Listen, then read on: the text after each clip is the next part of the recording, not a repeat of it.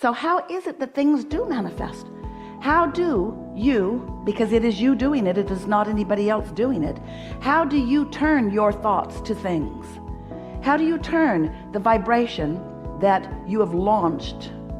How do you turn it into a manifestation? How does it become actual? How do you see it and hear it and smell it and taste it and touch it? What makes it real?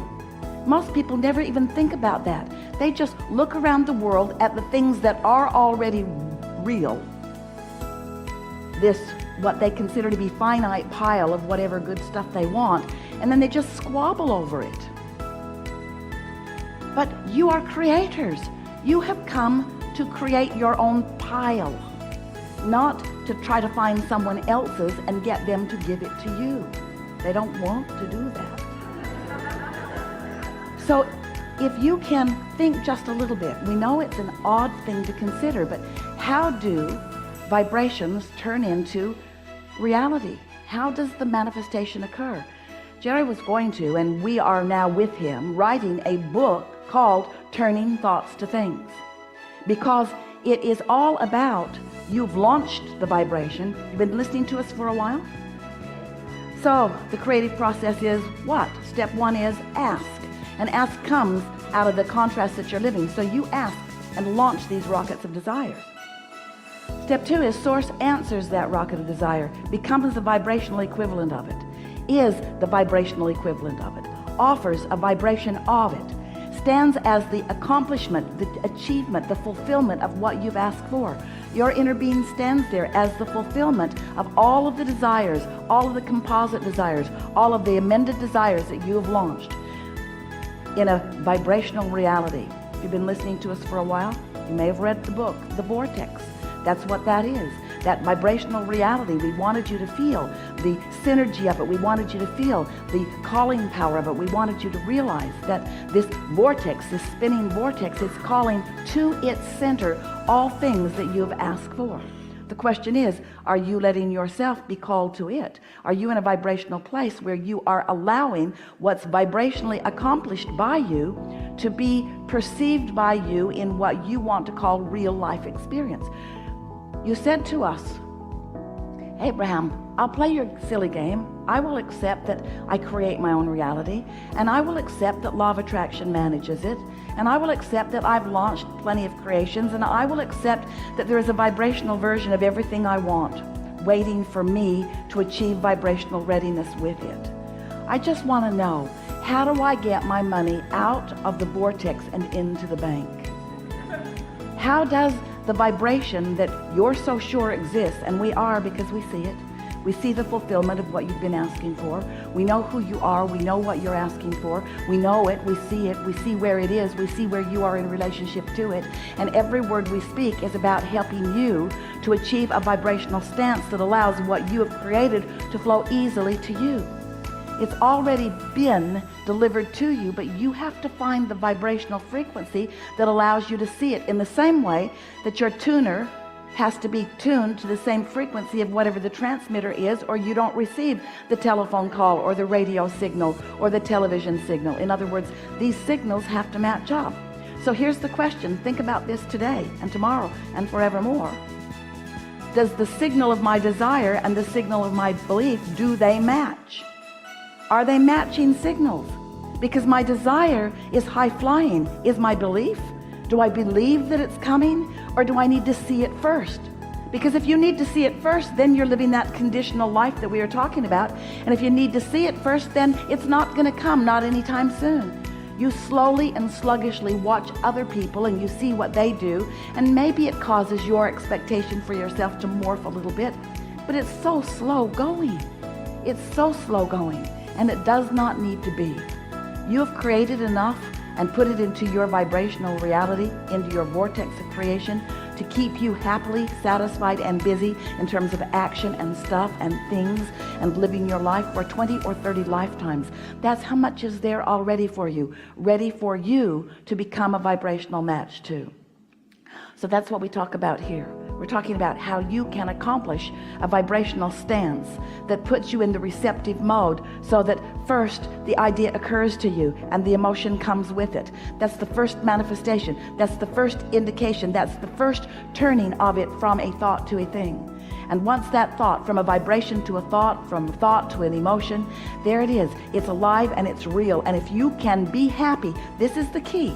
If you can make yourself happy for a little while with the uncondition of the thought and the emotion, if you can say, I got the best idea and it felt so good to me, it feels so good to me, and I'm so happy with this idea, and not be mad at yourself or at somebody else that the idea hasn't come to full fruition, where you can see it and hear it and smell it and taste it and touch it. Right now you're just feeling it and knowing it and expecting it and glad for it. If you can hold yourself there just for a little while, it is our promise to you that that vibration will gain momentum, and your ability to perceive it will grow and grow and grow until you'll be rendezvousing. You'll find yourself talking to people that know doors will be opening for you, and you will be recognizing it, and you will find yourself this compliant, cooperative, joyful component of your own creation, being guided to the culmination. But it's not just the culmination that you're looking for. It's that journey all the way along. It's the new idea coming and the thrill of it. It's the recognition that you received it and the thrill of that. It's watching the universe knocking itself out to provide evidence for you. Do you know how many clues are there for you in every moment of every day? Because the source within you does know where you stand in relationship to everything you want, and is offering steady guidance about that. Steady guidance to assist you to navigate, hear these words, your path of least resistance. Those words really matter. Your path of least resistance. Esther's laughing, really. She's climbing over things. She said, this is not the path of least resistance that I had envisioned. Everything's on wheels. It was not a problem. It was more fun than anything else. But what we want you to understand, the obstacles in your path are all on wheels. They will move easily out of your way. But you sometimes make them so much more than they need to be. So the path of least resistance, we want to stay here just for a moment. The path of least resistance and path of most allowance are the same path, aren't they? You just hear it a little easier with path of least resistance, because there will always be, we love you so much, you know what's coming next. There will always be some resistance on your path, because you are leading edge creators. You're out here in the environment of contrast. You are here where from the contrast you are giving birth to desires. And as you are giving birth to desires from this contrast, there is always going to be resistance on your path.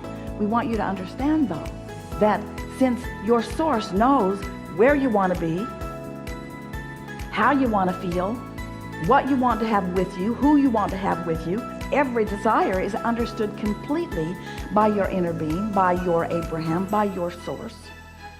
So that means that your source is calling you toward what you are asking for, calling you around and over and under and through that path of least resistance.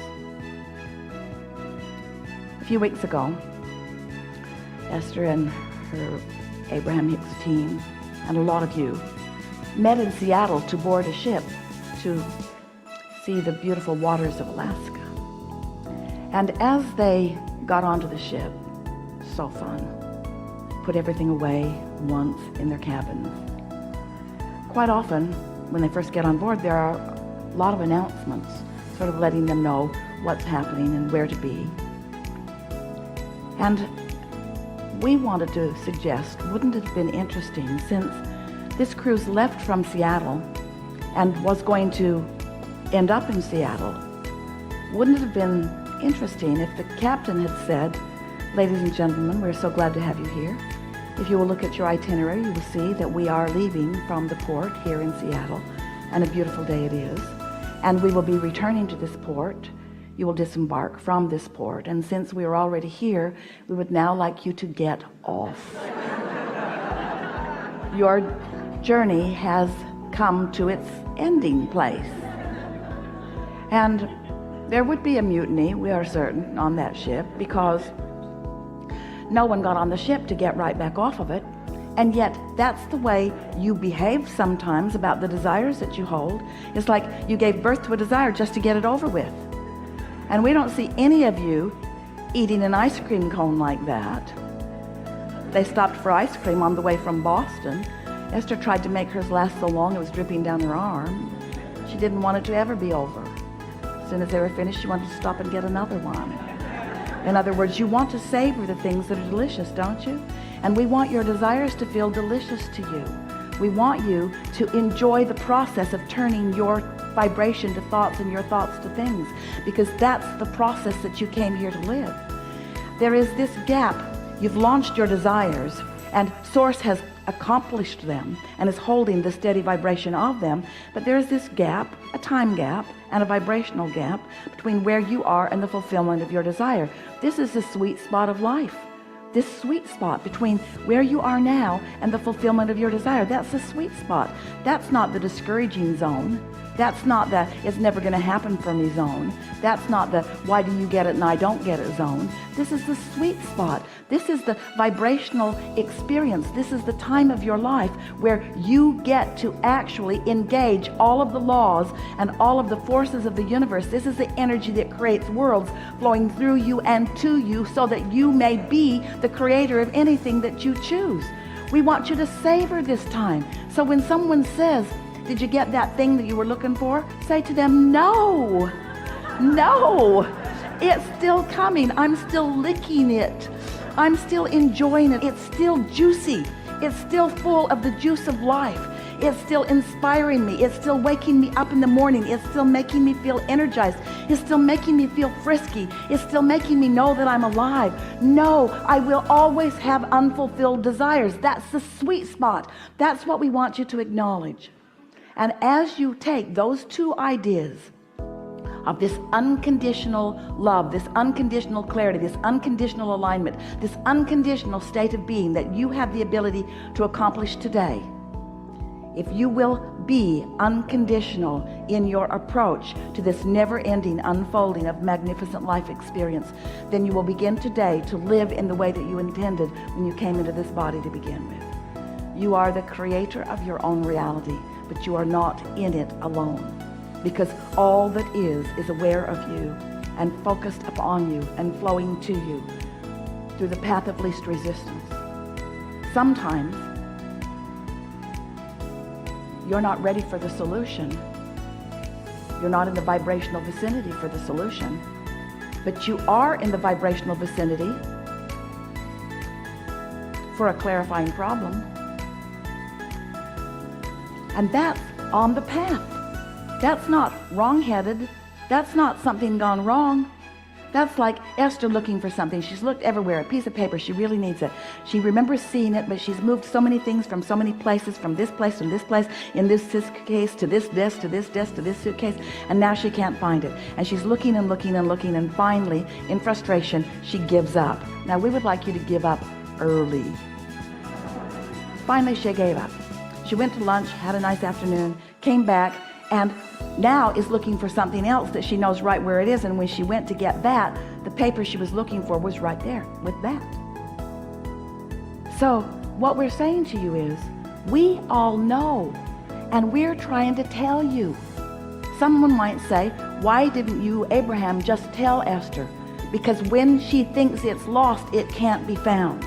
And when you think it's missing, it can't show up. And when you think there's not enough, the universe can't yield to you more abundance, you see, because your thoughts matter a lot. We are eager to talk with you about whatever it is that you want to talk about.